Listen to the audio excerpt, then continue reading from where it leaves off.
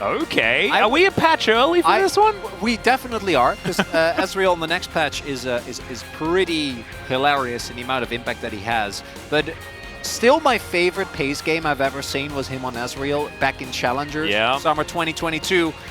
And I gotta say, I really trust Paze to pilot Ezreal well, but I don't know how good you're going to be feeling. It's going to be Poke versus T1 with a lot more fighting power here, Atlas. We'll see how it goes. Ladies and gentlemen, let's get into it. The El Clasico, game number 1. Let's jump onto the Rift.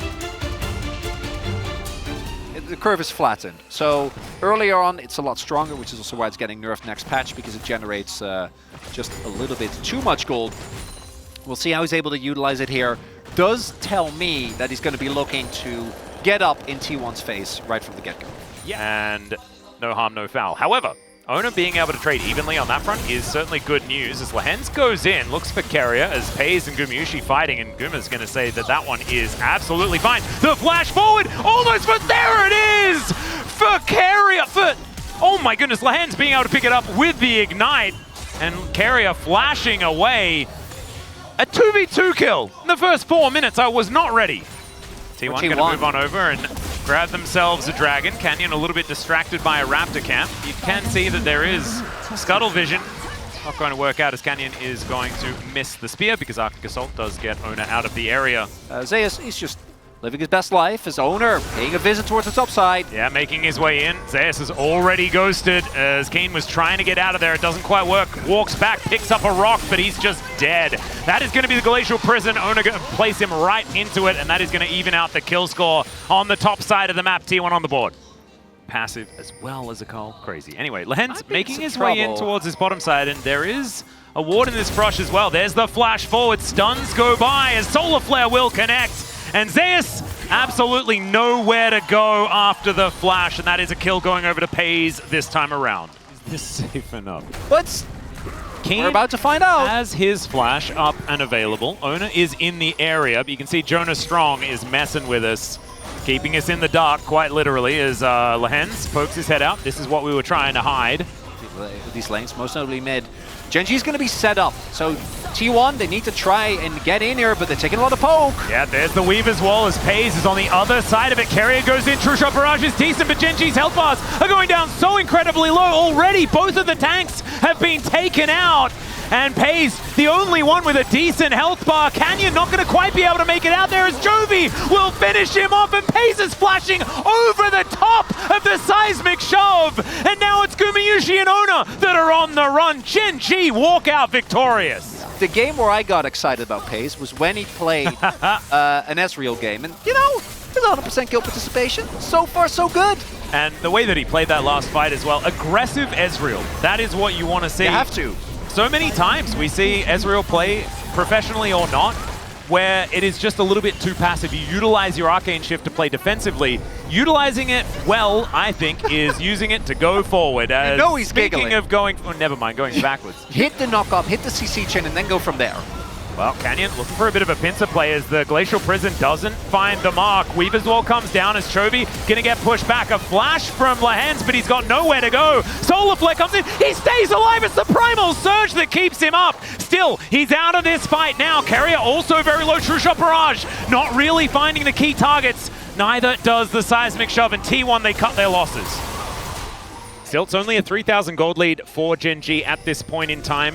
At first Drake, the T1 picked up, still very, very good, because Gen.G have tried to get a monopoly on it afterwards, but now the Destiny comes in. Chovy gonna just flash over the wall, and he is going to be fine. Canyon looks for an opportunity. Solar Flare comes in as Gumayusi has just dove on top of him. Not quite enough damage to take him down, though. True Shot Barrage is going to be great, and Gumayusi will be immediately punished. Shield of Daybreak, Carrier goes down as well, and Gen.G will fight back, and Paze is looking for more. They get the vision onto Zeus there, but he's not going to be discovered. That was a blind one from Canyon. Decent little attempt, but it doesn't quite work out, as Keen will be able to lock down Faker here, who was on the wrong side of that turret. There have been so many flavors of Ezreal as well. Remember, what was it, Blue Ezreal? Yep. That was a fun one. We had Smite Ezreal for... Double tier Ezreal? Oh, yeah. Which I guess was Blue Ezreal. No, but there were like, I swear there were like 3 flavors of like different eras of blue Ezreal as well. He has certainly abused items for a long time, and now it is Zeus' turn. Oh dear, Alcove Gaming not his favorite, as Keen was looking to cut him off in case there was a Destiny to try and get home, but he wasn't going anywhere. But I also imagine that T1 will be on the blue side next time around as well. So not counting them out in the series, but this game is looking rough as Carrier is going to go for a bit of an engage here. Chains of Corruption going to connect as well, but the flash out from Canyon avoids the piercing arrow. We've got a lot of Glacial Prisons, but it's Faker that falls down and Chovy just stands his ground. Now Zeus on the other side of the fight, he'll find Paze, who instantly cleanses. Now waiting for that Arcane Shift to get over the wall. Valkyrie is there for Chovy as he closes in, and Canyon, he'll find the spear under Carrier.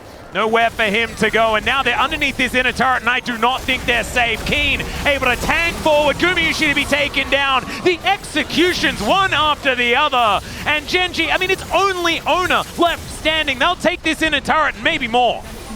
And he's looking really, really good on it this time around as well. Spear, not going to quite find the mark there, but there is poke coming from absolutely everywhere. Zeus, oh my goodness!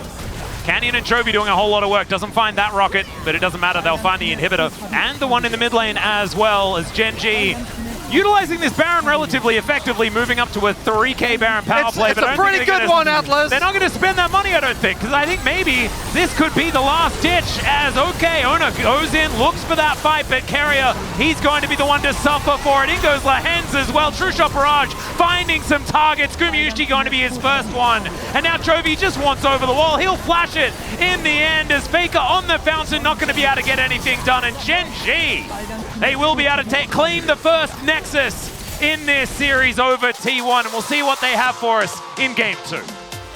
The Nidalee was a large part of where the problems arose, but I don't think it's just that. I think Pace coming out with the Ezreal came as a pretty large surprise. I definitely wasn't expecting it, at least not on this patch.